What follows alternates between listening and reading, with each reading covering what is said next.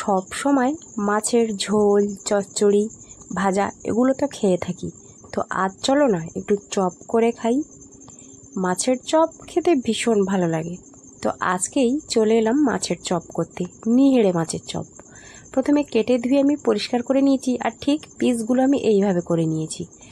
তারপর দিয়ে দিলাম স্বাদ মতো নুন, একটু ঝালের গুঁড়ো, হলুদের গুঁড়ো, আর একটু আদা আর রসুন বাটা। তারপর ভালোভাবে মেখে নিয়ে রেখে দেবো আমি এই 20 থেকে 25 মিনিট মতো। তারপর একটা বাটিতে নিয়ে নিচ্ছি একটু কর্নফ্লাওয়ার আর বেসন। তোমরা কতটা মাছ ভাজবে সেই পরিমাণ বুঝে এগুলো নিয়ে নেবে। তারপর দিয়ে দিলাম একটু স্বাদ মতো নুন, ঝালের গুঁড়ো আর একটু জিরের গুঁড়ো। তারপর পানি দিয়ে ভালোভাবে এটা একটা ব্যাটার তৈরি করে নেব। খুব ঘনও না, খুব পাতলাও নয়। আর আমার এই চ্যানেলে যদি নতুন হয়ে থাকো, প্লিজ চ্যানেলটা সাবস্ক্রাইব করে পাশে থাকবে, আর অল বাটন প্রেস করে রাখবে, যাতে করে ভিডিও আপলোড করার সাথে সাথেই তোমার কাছে পৌঁছে যায়।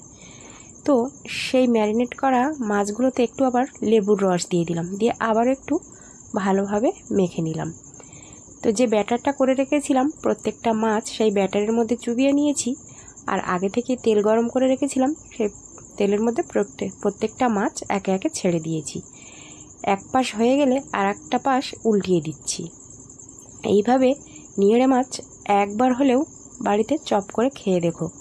সত্যি বলছি, ভীষণ ভালো লাগে, আমার তো ভীষণ পছন্দ।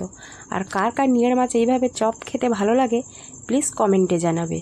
আর ভিডিওটা কেমন লাগলো সেটাও কমেন্টে জানাবে। আর ভালো লাগলে একটা লাইক করে দিও, আর বন্ধুদের জানার জন্য একটু বেশি বেশি করে শেয়ার করে দিও। আর এখানে মাছের চপগুলো আমি একে একে ভেজে নিয়েছি, চপগুলো সব রেডি। আর দেখতেই পাচ্ছ কতটা সুন্দর হয়েছে। আমি দুটো একটা চপ ভেঙে দেখাচ্ছি। খুব সুন্দর হয়েছিল চপগুলো। তো আজকের ভিডিওটা এই পর্যন্ত।